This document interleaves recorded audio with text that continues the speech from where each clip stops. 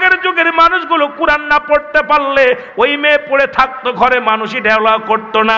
এখন কোরআনও দরকার নাই, বাংলার দরকার নাই, ওর খালি ধলা চামড়া হলেই হলো। আজকে ধলা চামড়ার কারণে আজকে সংসারে অশান্তি, ধলা চামড়ার কারণে আজকে স্বামী স্ত্রীর মহব্বত নাই, ধলা চামড়ার কারণে আজকে শ্বশুর শাশুড়ির খেদমত নাই, ধলা চামড়ার কারণে আজকে ওরা মুসলমান বাসা নিয়ে বউকে নিয়ে টাউনে থাকতে হয়। বুড়ো বাবা রাতের অন্ধকারে কষ্ট করে, এই শীতের রাত্রে পানি গরম করে দেওয়ার মানুষ নাই। বুড়ো বাবা বুড়ো মা ঘরের মধ্যে বসে কাঁদে, তুই বউ নিয়ে টাউনে নিয়ে আড্ডা মারিস। এই ধলা চামড়াই দেশটা শেষ করে দিল। জোরে জোরে কিনা ওই তিশার বুড়ো আর একটা বান্দর দেখছেন মিডিয়া কাঁপাইতেছে, আমি কি দুই বান্দরে দড়ি আগে গলায় রশি দেওয়ার দরকার? জোরে বলেন ঠিক কিনা? ও মুরব্বী শোনো গো, মনে করছো তসবিহ টিপে পার হয়ে যাবা, নামাজ পড়ে কপাল ছুলে পার হয়ে যাবা, হজ করে পার হয়ে যাবা, এত সহজ না। ওই মেয়ের জন্য জাহান্নামী, ছেলের জন্য জাহান্নামী, নাতির জন্য জাহান্নামী। নিজে বাঁচো, পরিবার পরিজনকে বাঁচাও। নিজে হজ করিয়া মক্কা থেকে মদিনায় যাইয়া হজ করে বাড়ি আইয়া তসবিহ ছাড়ো না, নামাজ ছাড়ো না। ছেলে কি লাভে যায়, মেয়ে কি লাভে যায়? মেয়ে বেগানা পর্দা ছাড়া চলাফেরা করে, নিজের বউ বেগানা পর্দা ছাড়া চলে। রে মুসলমান, তুমি মনে করছো তসবিহ টিপে পার হয়ে যাবা, তুমি মাথায় দিয়া পাঞ্জাবি গায়ে দিয়ে পার হয়ে যাবা? আল্লাহর কসম, আল্লাহর কসম, আল্লাহর আদালতে তুমি ধরা পড়ে যাবা। ওদের কারণে তুমি জাহান্নামী হয়ে যাবা। জোরে জোরে বলো আল্লাহু আকবার। মনে করছো বেঁচে যাবা? না, এত সহজ না, এত সহজ না। এ মুসলমান শুনে নাও, যুবক ডাক দিয়ে বলে, হুজুর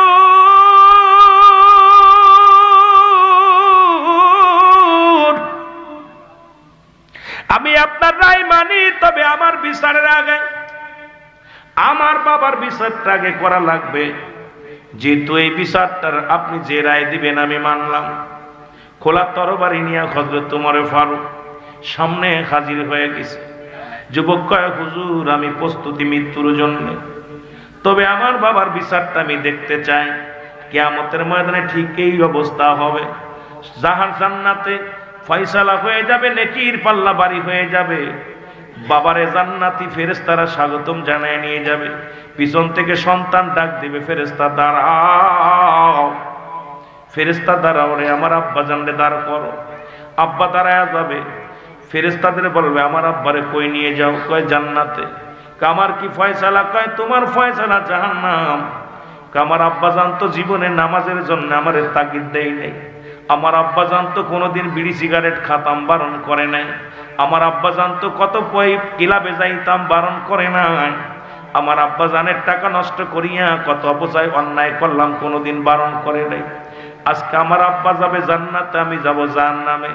যাবার আগে একটা অনুরোধ করি রে ফেরেশতারা, দাঁড়াও। ওই বাবার কলিজার মধ্যে একটা লাথি মারতে চাই। বাবা সামনে দাঁড়ায়া যাবে, আদরের সন্তান বুকের মধ্যে লাথি মারবে। আল্লাহ কবে, ফেরেশতারা রে ওই বাবা সন্তানকে দুজনকেই জাহান্নামে পুরে দাও, কারণ ওই বাবা নিজে বাঁচছে, পরিবার বাঁচাতে পারে নাই। এইরকম অসংখ্য হাজী সাহেব জাহান্নামে যাবে, অসংখ্য ইমাম সাহেব জাহান্নামে যাবে, অসংখ্য আলেম সাহেব জাহান্নামে যাবে। শুধু ওই পরিবার পরিজনের পাপের বোঝা টানতে যাইয়া জোরে জোরে চিল্লায়া বলা যাবে না আল্লাহু আকবার। এ মারা শোনো, শোনো গো,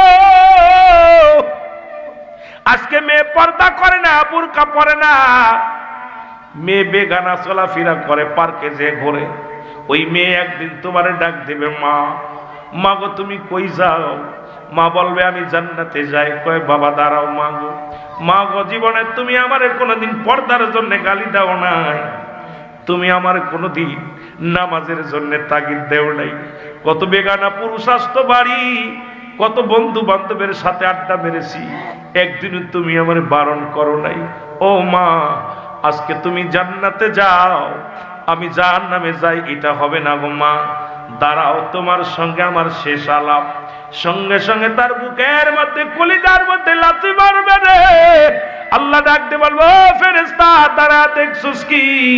ওই সন্তান মা দুজনকেই জাহান্নামে দিয়া দে। এ আমার মারা শোন, বাবারা শোন, এই জন্য যে সন্তান 10 বছর বয়স হয়ে গেছে, নামাজ পড়ে নাই ত্যায্য করে দে, বেপরদায় চলে মেয়েরে ত্যায্য করে দে, ওই সন্তানাদি আল্লাহ রাব্বুল আলামিন আমানত রাখছে আপনার আমার কাছে।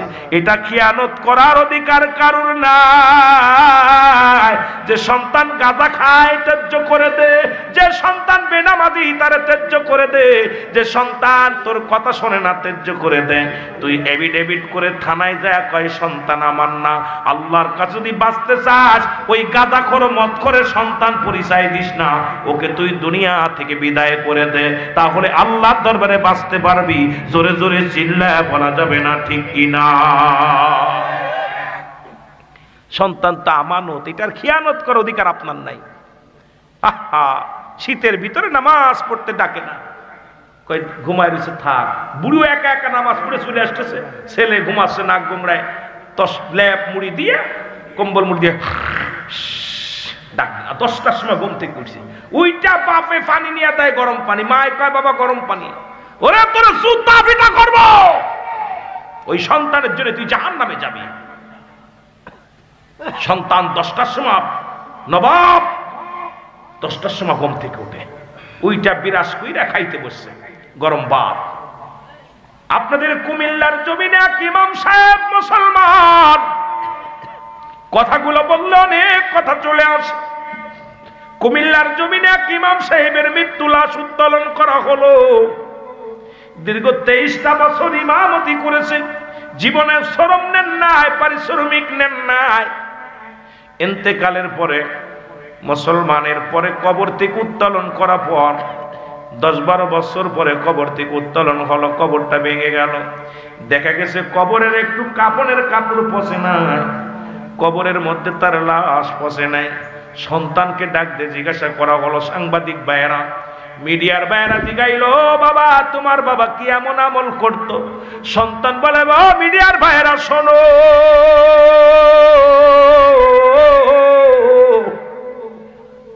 আমার একদিনের কথা মনে পড়ে যায়।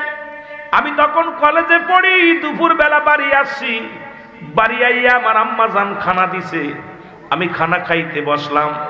আমার আব্বা জান জোহরের নামাজ পড়ে বাড়ি আসছে, এসে আমার সামনে থেকে বাতের পেয়ালাটা সামনে থেকে নিয়ে নিয়ে কয়, বাবা খাতি বইছ, এখন আমি নিতে পারলাম না, খানাটা আল্লাহর রিজিকের দান, এটা তুমি খাচ্ছ। তবে শুনে রাখো বাবা, তুমি খানা খেয়ে যদি তুমি জোহরের নামাজ না পড়ে কলেজে যাও, রাতের খাবার কিন্তু বন্ধ বাবা। ছেলেটা বলতেছে, আমার আব্বা জান যদি কোনোদিন নামাজ ঘুম থেকে উঠতে দেরি হতো আমাকে মায়েরা উঠাইতো। প্রথম বাবার হাতের সর, বাবার হাতের লাঠির বাড়ি, মায়ের হাতের লাঠির বাড়ি। শুধু তাই নয়, গভীর রাত যখন হয়ে যেত আব্বা জান তাহাজ্জুদের নামাজ পড়তো। আমার আব্বা জান কোনোদিন তাহাজ্জুদের নামাজ ছাড়ে নাই। আমার আব্বা জান কোনোদিন বিছনায় পিঠ না গায়েন, গভীর রাত হয়ে যেত, আমি দেখেছি আব্বা জান যায় নামাজের মধ্যে বইয়া কামতো আর কাম বলতো, আল্লাহ আমারে তুমি মাফ করে দাও। এর মুসলমান শোনো, আমার ফ্যামিলিতে আমার 2টা বোন আমি আছি, আমরা কোনোদিন নামাজ না পড়লে আমার আম্মা জান আমাদের পাতে বাদ দেয় নাই। আমরা সন্ধ্যার পরে বাড়ি থেকে বাইর হলে সেদিন আর ঘরে ঢুকতে দেয় নাই, কারণ সন্ধ্যা লাগার আগে ওই মাগরিবের নামাজ পড়ে টেবিলে বসা লাগতো। আমি এখন এত বড় হয়ে গেছি, তবু মায়ের হুকুম সারা, বাবার হুকুম সারা ঘর থেকে বাইর হই না। আর আমাদের ছেলে মেয়েরা কোথায় চলে যায় খবর নেও না। ও মুসলমান শোনো, নামাজ পড়ছে কি পড়ে নাই খবর নেও না, কোথায় গেল কোন বন্ধুর নিয়া কোন বান্ধবীর নিয়া খবর নেও না। এই সমস্ত ছেলে মেয়ে হলো গাঁজাখোর, মদখোর, নারীখোর, পরক্রিয়া পড়ে গেছে মুসলমান। এগুলোর জন্য আমরাই দায়ী। জোরে জোরে চিল্লায় বলেন ঠিক কিনা? কথাগুলো না বললে নাই। হযরত ওমর ফারুক ডাকতে বলে, যুবক, ও যুবক তুমি কার বিরুদ্ধে অভিযোগ দাও? বলে আমার বাবার বিরুদ্ধে অভিযোগ। আগে আমার বাবার বিচার করা লাগবে। জোরে বলা যাবে না আল্লাহু আকবার? আরো জোরে বলেন আল্লাহু আকবার। বলে 1 নম্বর অপরাধ আমার আব্বার, 1 নম্বর অপরাধ আমার আব্বার।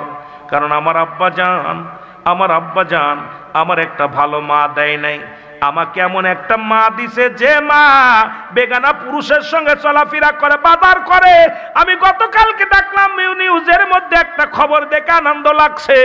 বাংলাদেশে কিছু উলামা ইকরাম ঘোষণা করেছে কোনো মেয়ে মানুষ বাজার করতে পারবে না।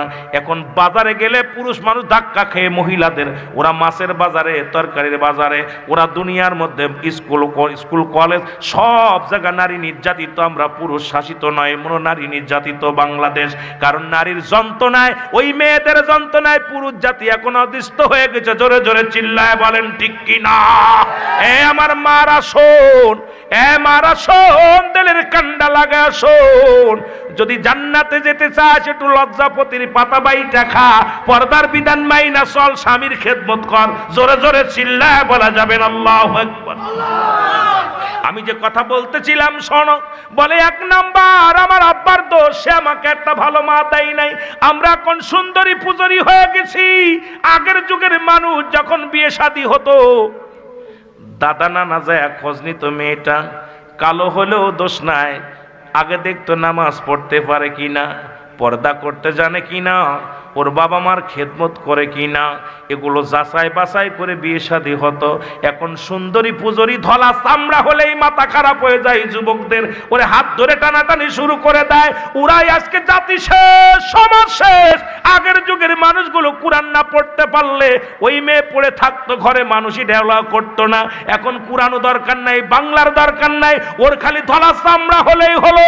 আজকে ধলা চামড়ার কারণে আজকে সংসারে অশান্তি, ধলা চামড়ার কারণে আজকে স্বামী স্ত্রীর মহব্বত নাই, ধলা চামড়ার কারণে আজকে শ্বশুর শাশুড়ির খেদমত নাই, ধলা চামড়ার কারণে আজকে ওরা মুসলমান বাসা নিয়ে বউকে নিয়ে টাউনে থাকতে হয়। বুড়ো বাবা রাতের অন্ধকারে কষ্ট করে, এই শীতের রাত্রে পানি গরম করে দেওয়ার মানুষ নাই। বুড়ো বাবা বুড়ো মা ঘরের মধ্যে বসে কাঁদে, তুই বউ নিয়ে টাউনে নিয়ে আড্ডা মারিস। এই ধলা চামড়াই দেশটা শেষ করে দিল।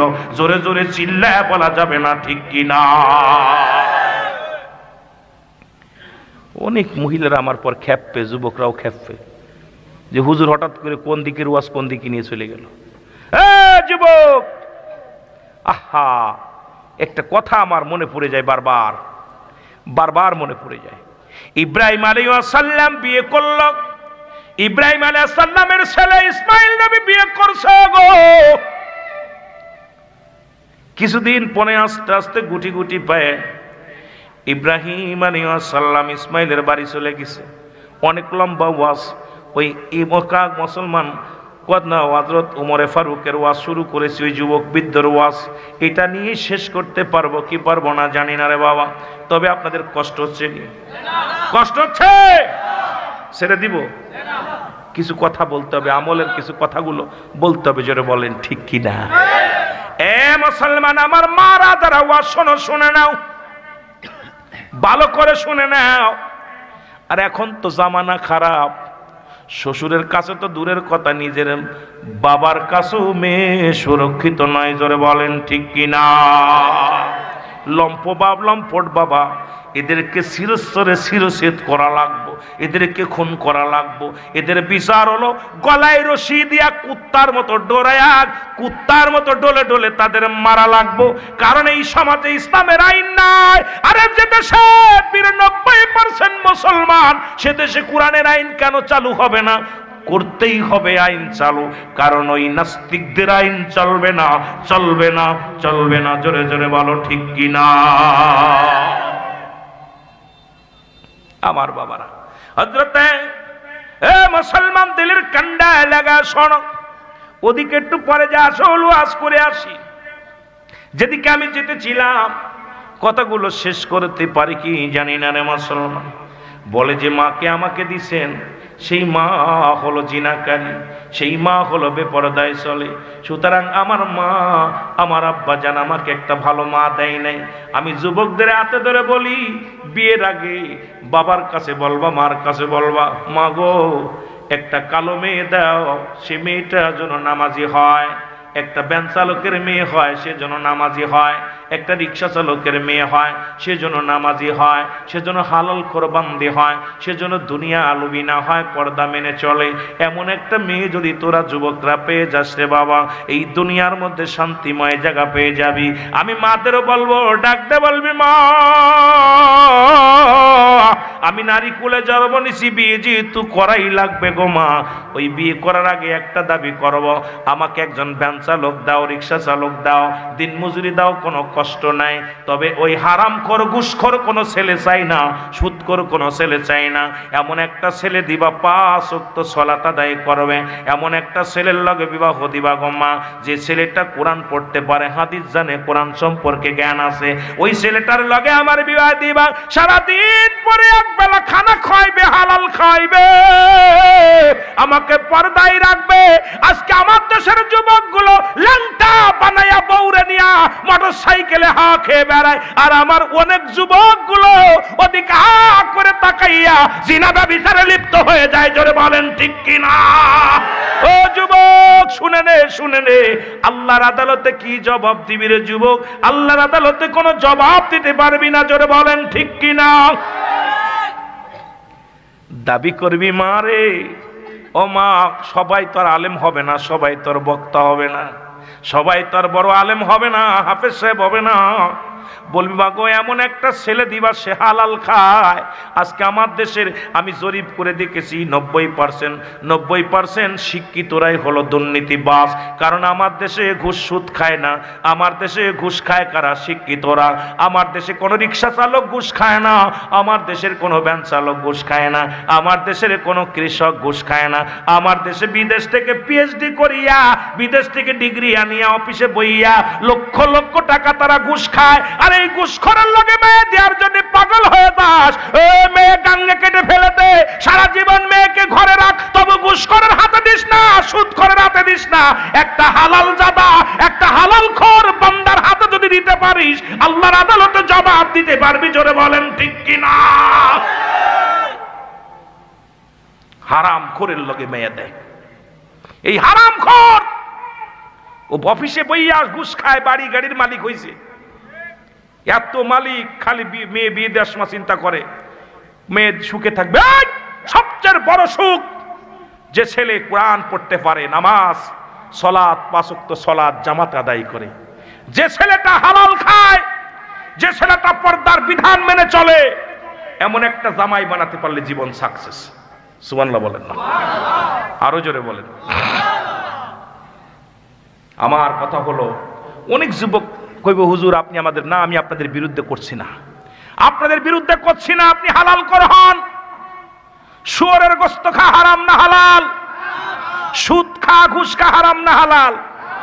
জোরে কয় না কেন? আরো জোরে। নিশা করা হারাম না হালাল? তাহলে এই যারা শুয়োরের গোশত খায় না, সুদ খায়, শুয়োরের গোশত খায় না, তারা ঘুষ খায়, আমি কত বড় বদমাইশ দেখছেন, ওটাও হারাম এটাও হারাম, তো ওইটা খাবি আগে। জোরে বলেন ঠিক কিনা? ওটা খাবি?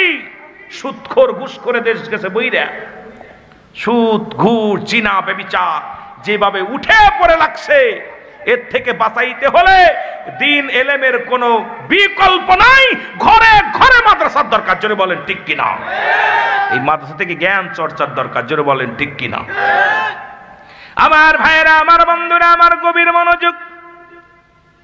আমি যুবকদেরও বলবো, মহিলাদেরও বলবো, মারে এখনো সময় আছে। যারা বিয়ে করেছেন তারা তো করে ফেলেছেন, যারা এখনো বাদ আছেন দয়া করে একটু বিবেচনা করবেন।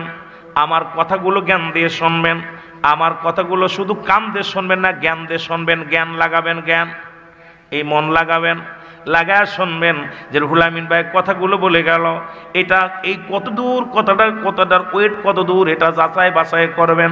আর এইরকম একটা ফ্যামিলি যদি পান, আর বর্তমান বিয়ে দেওয়ার আগে মেয়ের মারে যাচাই করবেন, মেয়ের মা বেপর্দা কিনা। ওই তিশার বুড়ো আর একটা বান্দর দেখছেন মিডিয়া কাঁপাইতেছে, আমি কি 2 বান্দরে দড়ি আগে গলায় রশি দেওয়ার দরকার? জোরে বলেন ঠিক কিনা? 2 বুড়ো বান্দর, 1 জুয়ান বান্দর, ও নাকি প্রফেসর, ওর জুতা পিটানোর দরকার। এই সব প্রফেসর জাতিরে কি দিব?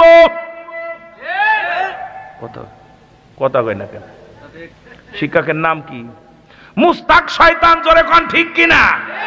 ও কেমনে প্রফেসর হয়? জাতির এখন শেষ করার লগ্নে চলে গেছে। ওরা জুতা যেখানে পাবেন জুতা ছুঁড়ে মারবেন। ওই ছোট বুশরা যেমন জুতা মেরেছিল 12 মুসলমান, ওই কোথায় কোথায় আমেরিকার সাংবাদিক, সেই জুতোর যেমন দাম বেড়ে গেছে, তিশার মুস্তাকরে জুতা পিটা করলে সব পাবেন, জোরে বলেন ঠিক কিনা? আমার জাতিদের শেষ করে দেয়। কিরাম প্রেম করে আজ প্রতিদিন ফোন খুললেই দেখা যায় 2 বদমাইশ। কথা কন ঠিক কিনা? ওরা জাতিরে কি শিক্ষা দিবে?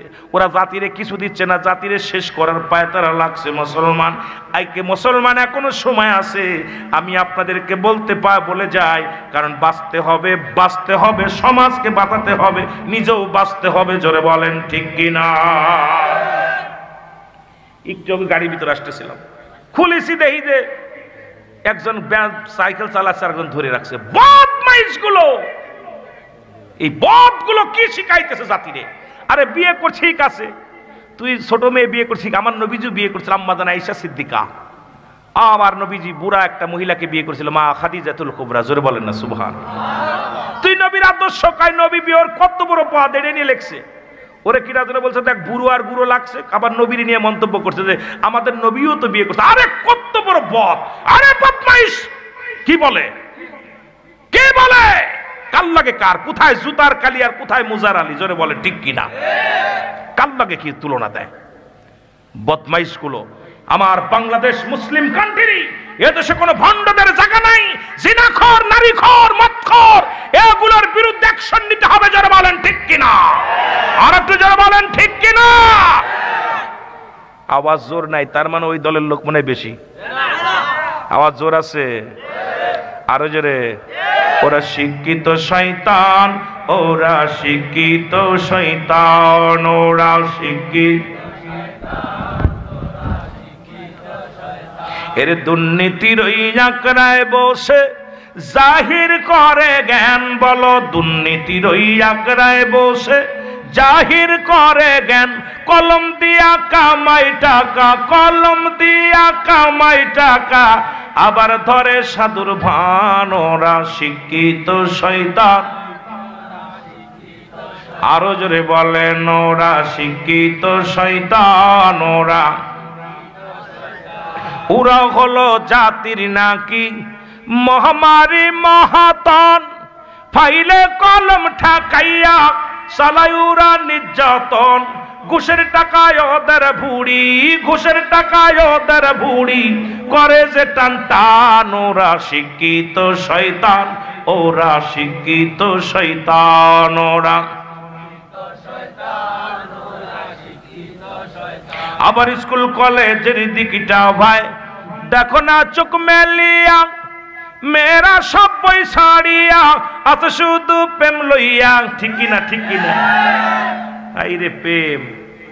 কিছুদিন আগে এক মসজিদের ভিতর দেখছি লিখে রাখছে আর যোগ বি, আর যোগ বি। হঠাৎ করে এক ছেলের জিজ্ঞেসছে, আসরের নামাজ পড়ে জিজ্ঞেসছে, দিকায় ছোট ভাই এটার মানে কি বলতে পারিস? কেউ যেন আপনি বুঝবেন না। আরে আরে বিতে বিথি,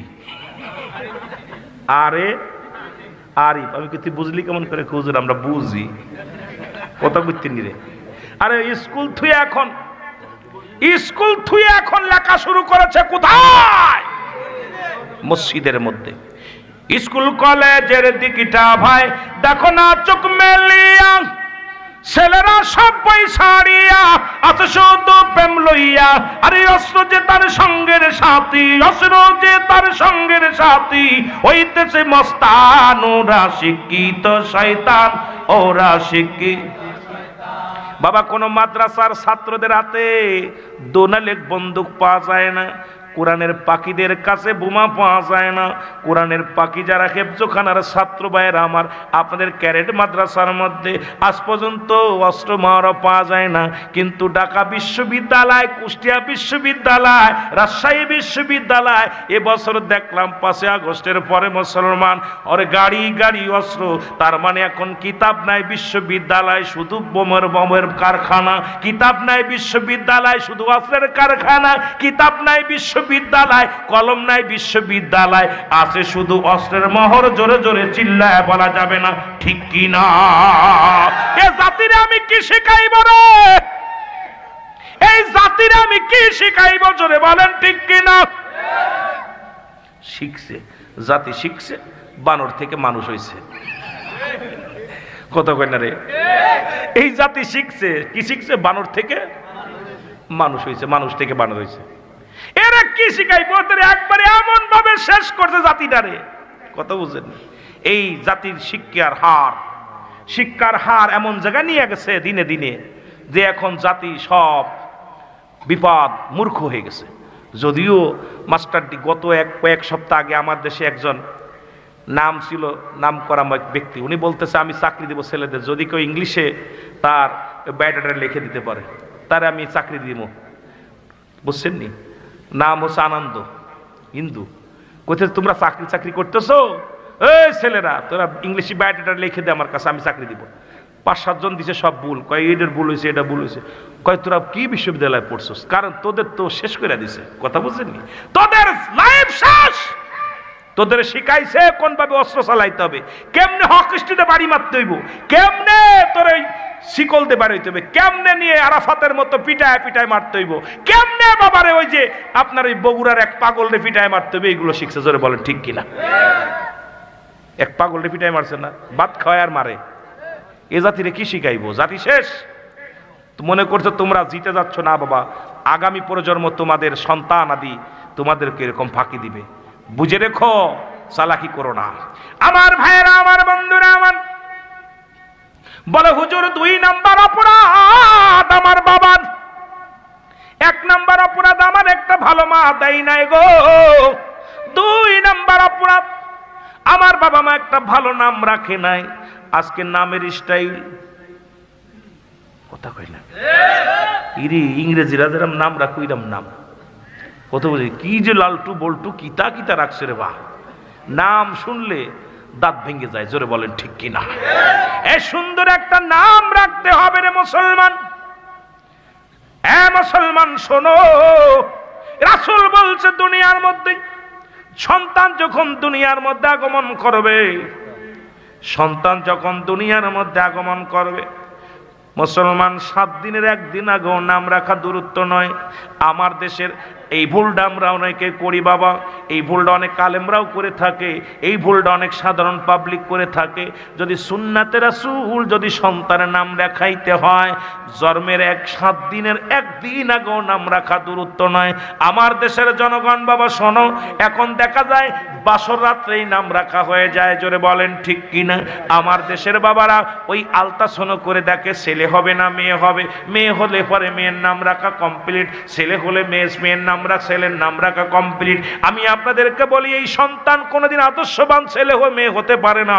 নবী বলছে ছেলে মেয়ে দুনিয়ার মধ্যে আগমন করলে এই 7 দিন পরে আকিকা করতে হবে। মেয়ে হলে 1টা, ছেলে হলে 2টা পশু কোরবানি করে সুন্দর একটা নাম রাখতে হবে। এটাই হবে সুন্নাতে রাসূল নামটা রাখা। জোরে জোরে চিল্লায়া বলা যাবে না সুবহানাল্লাহ। 3 নাম্বার অপরাধ আমার আব্বা আমারে দিন এলেম শিক্ষা দেয় নাই। এসে গেছেন আসল জায়গা। 3 নাম্বার অপরাধ আমার আব্বা জান আমার দুনিয়ার মধ্যে কোন কোরআনের জ্ঞান শিক্ষা দেয় নাই। কোনটা মন্দ কোনটা ভালো এই জ্ঞান আমাকে দেয় নাই।